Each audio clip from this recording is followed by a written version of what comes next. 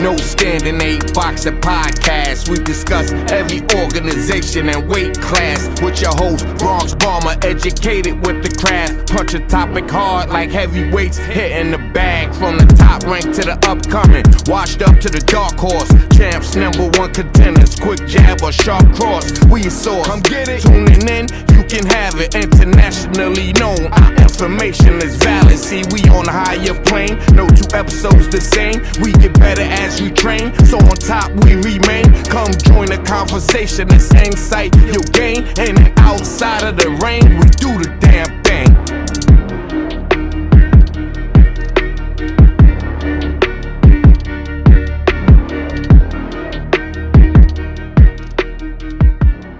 All right, fight fans, welcome to another edition of No Standing Boxing Talk. This interview is brought to you by FightsAroundTheWorld.com. For all your boxing needs, read FightsAroundTheWorld.com. Today, I have a very special guest with me. I have none other than Bronx native, New York native, NYPD cop, boxer, mom, man, she does it all. Nisa Rodriguez. Nisa, thank you for taking time to talk to me. How are you doing today? I'm good, can't complain. How are you? I'm doing good. It looks, we caught you on your way to work. The life of a cop is not, it never ends, huh? Never ending. Okay, so listen, for all of our viewers, you are no stranger to the folks in New York, but now you started branching out. You're fighting on TV. So for some of our readers and our viewers that may have not seen you fight or haven't heard from you, can you give us a brief bio on who you are, what you're doing, and what's coming up? I'm Nisa Rodriguez, 8-time Golden Glove champion, 3 times national. I represented Puerto Rico and the Central American Games, the Continentals, pretty much every tournament there is to have. Now I am a NYPD officer for the Chief of Department. I work with adolescents and assaults and homicides and at-risk youth. And I come out of New York City Cops and Kids, born and bred in the Bronx, and now I live in the city.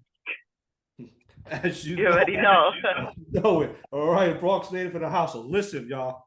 It's an 8-time New York Golden. Man, some people even win that thing one time.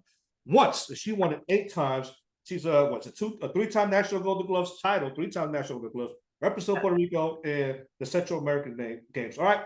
So listen, she made her pro debut on March 15th at Madison Square Garden, and like she said, she's a New York City cop. We're gonna get into all this here in a little bit. So you made your pro debut in March, and which you put off, from what I read, for like 2 years, you know?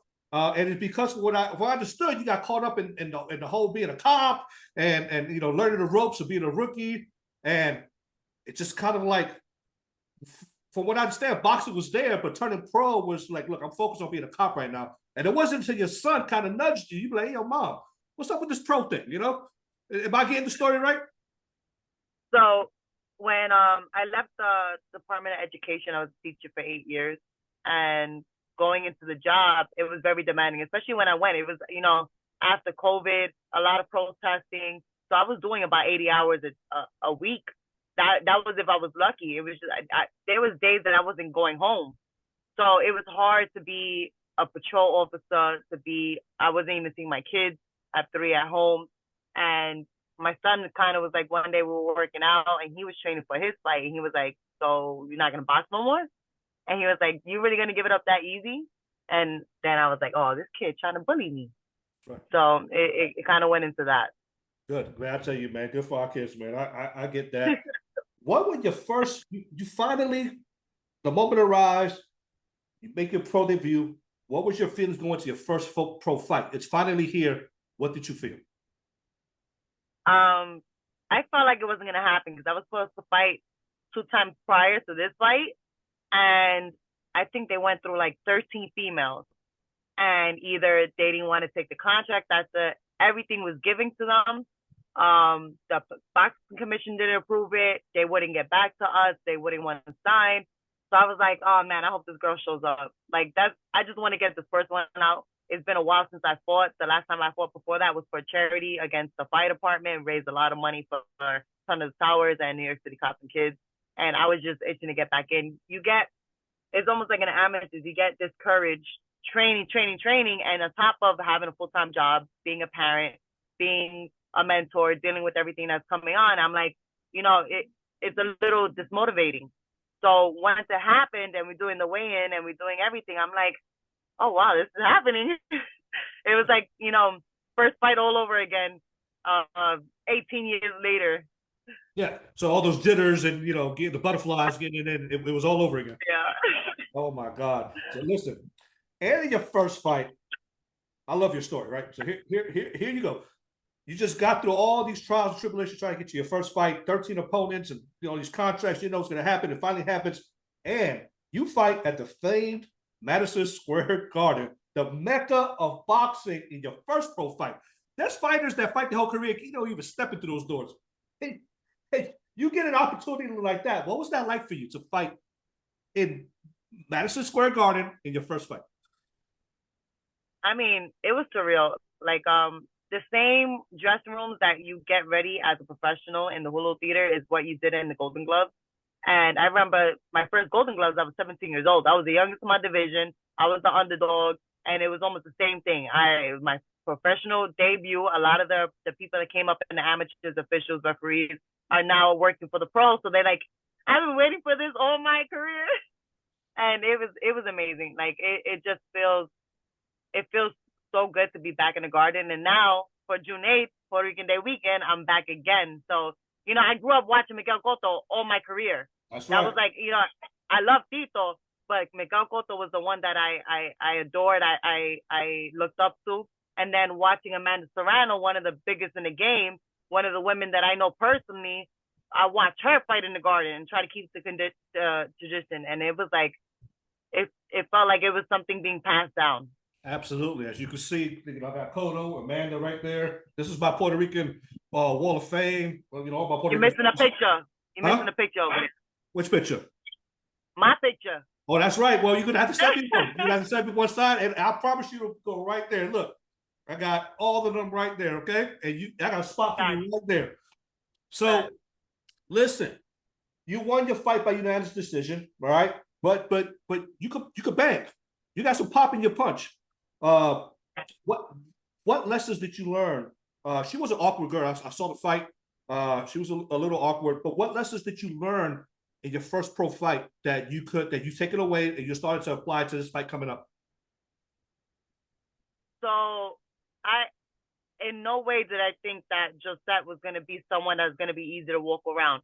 She does the bare knuckle fighting, so these 8-ounce gloves isn't nothing. It's better for her. She did the MMA. She can slug. She got a little pop. The thing is, the first round I hurt my hand, so I was for 3 rounds I was like just using my left, using my body shots, using my hooks, and thank God I'm so universal. I've been in the game so long that I'm used to it.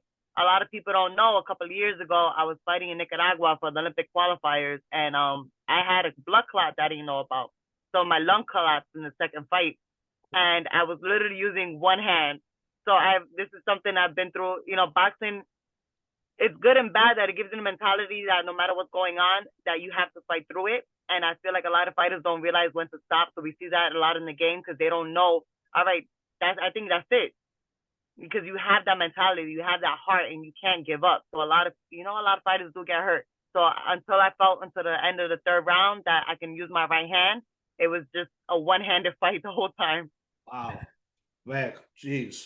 How's training camp going? Now that you learned your first pro fight, how have you adjusted your training camp for this fight? How's that going? And listen, how do you juggle it all? You're a mom, you're a cop, you're a professional boxer. So how's this training camp going, and how do you manage to juggle it all? It's going good. My trainer, Jimmy Sosa, is doing the most to make sure that I transition from the amateurs to the pros. He knows that in the pros it's all about punches and bunches. In the amateurs it's punches and bunches, and the pros is like more dominating. So we're getting out of that habit, that Olympic style boxing. It worked a lot for Mayweather, but it also, you have to do the adjustments. It's a lot of early morning, late nights, because I'm a cop first. I have to do the job first, even though they're very supportive and I appreciate everybody in the department. My job comes first, and it's waking up 5 a.m, doing my road work, going to work, trying to get on my lunch break. Most days I don't eat lunch. and then doing whatever I have to do, 12-hour days sometimes, and then back to another strength conditioning at night when I get home. So a lot of coffee and little sleep. Yeah, a lot of coffee, little sleep, and you have from what I've read, you have a supportive team at work. Your trainers are supportive, and your family was very supportive of you. You know, Yeah. So you can't do this. You sometimes you can't do the things you do if you don't have the support of your family. So that's good. So you are fighting on the eve of the National Puerto Rican Day Parade. Historically, a Puerto Rican boxer's superstar headlines the night before the parade, right? So it started with Miguel Cotto way back when, and this year is Xander Zayas. Okay, so yeah, you're headlining it. You're on that card. What does it mean for you to be have the opportunity to fight on such a massive card? It's great because it's a pleasure that I know Xander Zayas. So this is also something that's gonna be. I gotta move my car. No, you can handle your business. I'm double parked. I can edit all this and I handle your business. Oh, perfect. All right, I'm good. I'm just double parked. So it's great because I know Xander. I had the pleasure of going to camp with him when it was me, him, Christina Cruz, and I went for Hogan Holler. So they train to fight. That boy, the IQ that he has for boxing and to adjust, and his team is, they're amazing. So I'm fortunate enough that my manager, I don't know how Keith Sullivan does it. He tells me where to show up, what to do, and I'm good. So he pulled the strings and got me on this card. Beautiful, beautiful. Well, I'm excited for you. I being a native New Yorker myself, being a native of Puerto Rico, the Puerto Rican National Day Parade is big for us. And then being boxer fans, the night before is just as big. So that's a weekend of just Puerto Rican goodness, So what do you know about your opponent, and what can we expect from you during that fight, this upcoming fight? Honestly, like I said, my team knows that I have a lot on my hands.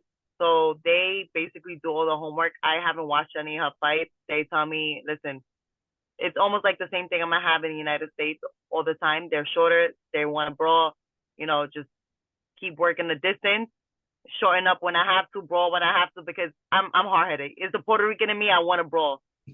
And sometimes that gets me in trouble with my trainer, but, he's Mexican. So he knows that they want to brawl too. So it's a little bit of that Mexican Puerto Rican feel. Yeah. And that's dangerous. A lot of body work.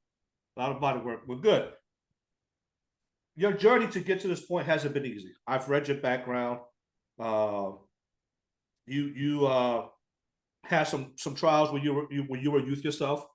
Then you picked up boxing, and that kind of like gave you a path of focus. Then you became a school teacher, from what I understand, right? You did that for a while, and then you had some events that took place that motivated you to become a cop, and everything that goes along with it. Looking back at your journey up to now, what are your thoughts about who you've become as a person and as a fighter? I feel like every fighter that is successful in this game has a story. I don't take away from anyone that steps in the ring. I know that I came from an area that I wasn't meant to be where I'm at right now, and boxing saved me because I was going down the wrong road. I was doing the wrong things, hanging out with the wrong people, and a lot of them I can't say that are either with us or on the street. So I'm fortunate enough that someone took the time to take me in at that time, especially women boxing wasn't a big thing. I had a lot of people that believed in me, and because of that, I try to pay it forward. That's why I find no limit in what I do on my job. I'm constantly trying to go to these at-risk high schools. I feel like the high schools are the ones that you want to get to, because if you look at the crime going on now, it's the rate of youth crime and assaults and homicides is, I think it's disgusting. It's something, as a parent, I think about something that, as a Bronx native, I think about, there's so many talent. There's so much talent in the Bronx and in Brooklyn. That's where I'm working right now, Flatbush. That is no reason why we should have kids locked up in body bags, having to apologize to mothers and fathers. We need to as a community come back together. And that's what I'm trying to do with boxing and the police department. So there's a lot of kids that don't realize that we have programs that pay for college. NYPD cadets, the explorers, where they take you out of, areas that you're not used to, going to universities, exposing you to things that is accessible to you. But we, as a community, we have to come back together. Because I remember growing up, if I did something bad, somebody was going to tell my mom, and my mom was going to get on me. But now you say something, or you're trying to correct the kid, and the kid is, you got to worry about getting stabbed or getting shot. So we have to take our streets back. We have to do something. And I'm hoping that with boxing and being a police officer and all the years that I did in the educational system, that I can do something for my community, for New York City. That's right. And listen, I can't think of anybody better to do it. You have an amazing story. You are tough. You're resilient, and yeah, I respect that. So after this fight, for the rest of 2024, what's next for Team Rodriguez? After this match, and how soon can we have our next Puerto Rican world champion? The good thing about women boxing is that you don't have to have many fights to go for a title shot. So this is going to be the last 4-rounder, and I'm begging my trainer, I need to jump 6 or 8. Yeah. So maybe by the end of this year or the start of next year, we'll be going for a couple of titles. I got a good couple of years left in me, and I want to make sure that I make the most of it. Life is so short, and being on this job, being an athlete, people don't realize it's less than 1% of active professional fighters in the game. If you really think about it, our demographic is so small, and then to have women is even smaller. So I'm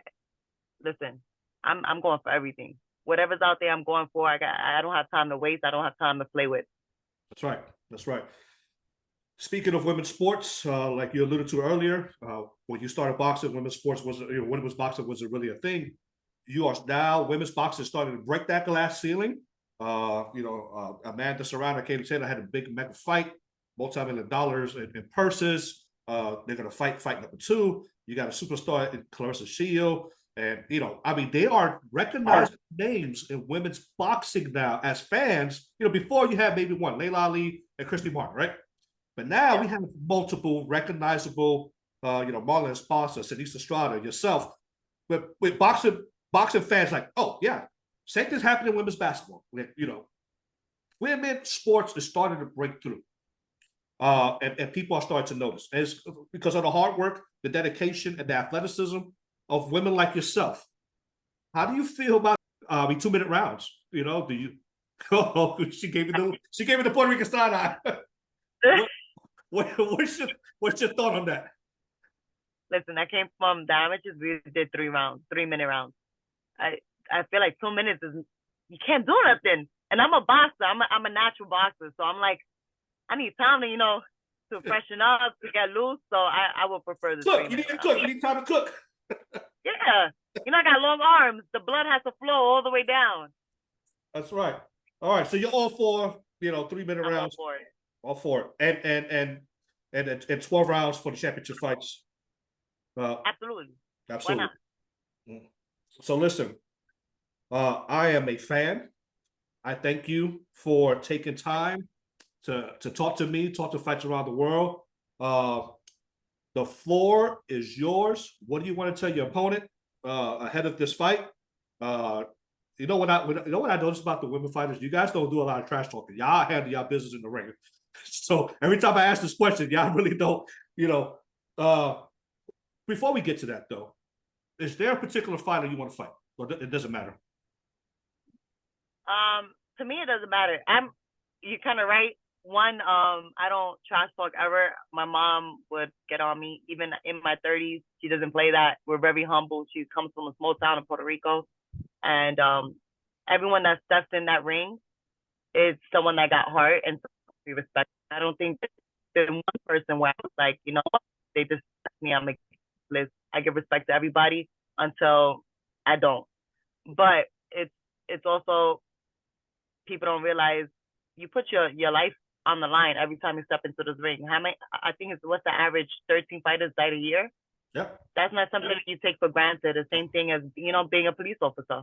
how many officers die and, you know, in accidents or in, we just had Diller, he was a cop in Queens that passed away. So I don't take that lightly.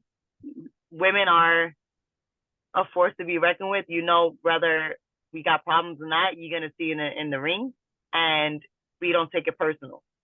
So I give respect to everybody that comes into that ring. Gotcha. What are your last words for your fans that are going to be tuning in to June 8th and is going to be listening to this interview, reading this interview? What do you want to tell them?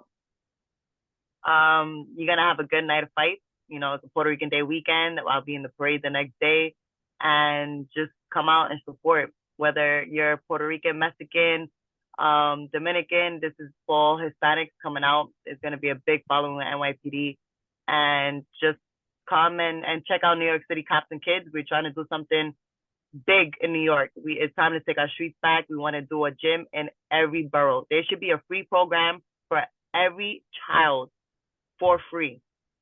So let's go to that. Check out the website, New York City Cops and Kids Boxing.com, and you know, let's take that streets back. Got it. Well, there you have it, fight fans.